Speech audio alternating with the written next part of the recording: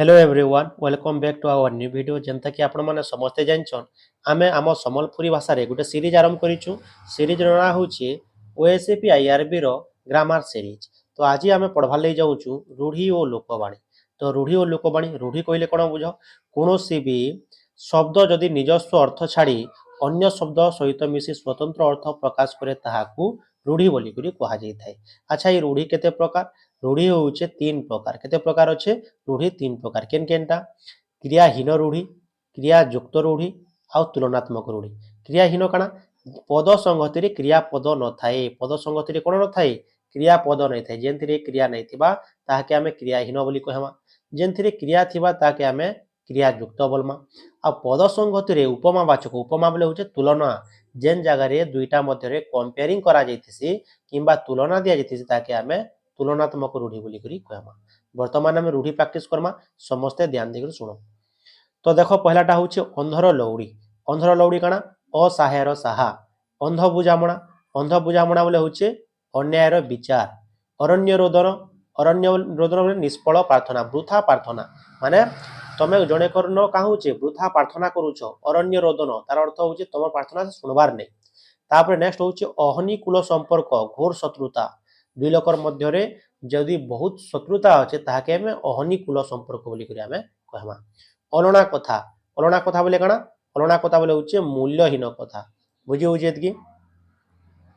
तापर देमा अकल गुणुम तापर काना अच्छे अकल गुणुम अच्छे अकल गुणुम बोले काना बुद्धि बणा हेबा काना बुद्धि बणा हेबा।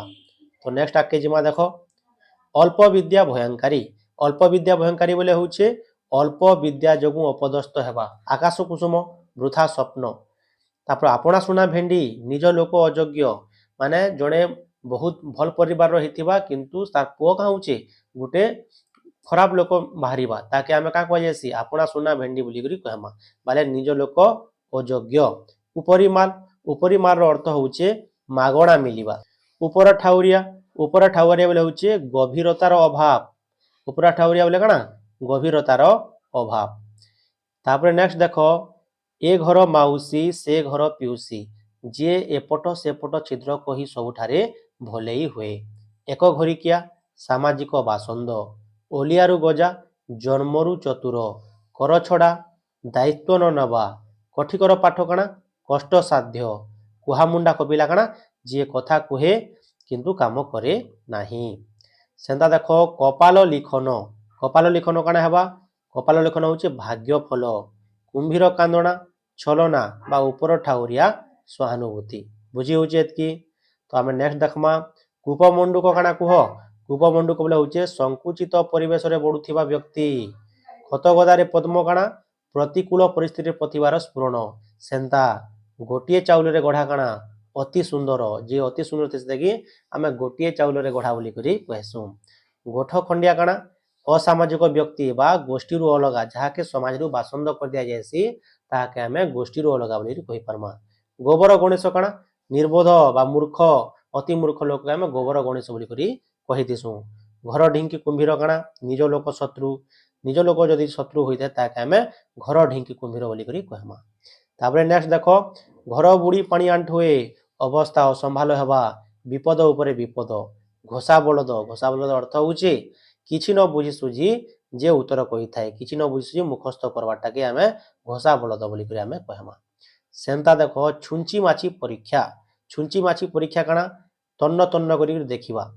छका पंझा उभय पक्षरे सतर्कता भाव जपामाली अति प्रिय जीवन मूर्छिबा अप्राण उद्यम जक मुहरे लुण गर्व भांगिबा बा अहंकार भांगिबा। तापर देखो इने अछि झाल बुहा धन बोले काना होचे कष्ट रे अर्जित धन।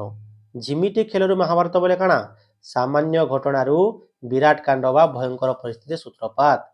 डेंगा मुंड रे ठेंगा समस्तक दृष्टि रे थिबा व्यक्ति उपरे विपद मात्र अधिका थाए।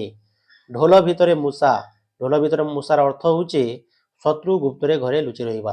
देखो इटा होचे दशम श्रेणी ग्रामर बही रो रूढ़ी और लोकवाणी आ जेते भी हमर ओडिशा गवर्नमेंट रे आसुचे इटा बहुत इम्पोर्टेंट काना इटा इम्पोर्टेंट हला। तो वर्तमान देखमा तेलिया मुंड रे तेल काना देखो थिबा लोक को अधिक सहाय्य करिवा तेलिया मुंड रे तेल बोले काना ଥିଲା ଲୋକକୁ ଅଧିକ ସାହାଯ୍ୟ କରିବା। ତାପରେ ହଉଛେ ଦେହ ଲଗା କାଣା ଦେହ ଲଗା ବୋଲେ ହଉଛେ ଅତି ବିଶ୍ୱାସୀ। ତାପରେ ନଈ ନ ଦେଖୁଣୁ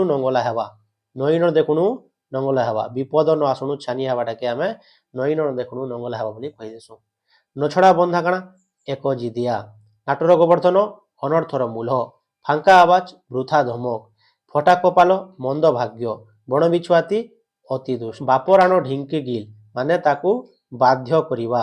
ବାହାଘରେ ବେଲେ ବାଇଗଣ ରୁଆ ଆଗରୁ ପ୍ରସ୍ତୁତ ନ ହୋଇ ଶେଷ ମୁହୂର୍ତ୍ତରେ କାର୍ଯ୍ୟ ଆରମ୍ଭ କରିବା। ବାଘ ଘରେ ମିରିଗି ନାଟ ମୁରବୀର ଅନୁପସ୍ଥିତିରେ ବିଶୃଙ୍ଖଳା ସୃଷ୍ଟି କରିବା। ବିରାଡ଼ି ବୈଷ୍ଣବ ଠକ ବୋଝ ଉପରେ ନଳିତା ବିଡ଼ା ଦୁଃଖ ଉପରେ ଦୁଃଖ। ରାଣ୍ଡି ପୁଅ ଅନନ୍ତା ବୋଲେ ଶାସନର ବାହାରେ ଯିଏ ଥିସି ତାକେ ରାଣ୍ଡି ପୁଅ ଅନନ୍ତା ବୋଲିକରି କୁହାଯାଏ। ବୁଝି ହଉଛେ କି ନି? ଏଇଟା ସରିଲା ଆମର କାଁ ହଉଛେ କ୍ରିୟାହୀନ ରୂଢ଼ି। ତ ଆମେ ନେକ୍ସଟ ଭିଡ଼ିଓରେ କ୍ରିୟାଯୁକ୍ତ ରୂଢ଼ି ବିଷୟରେ ଆମେ ପଢ଼ବା।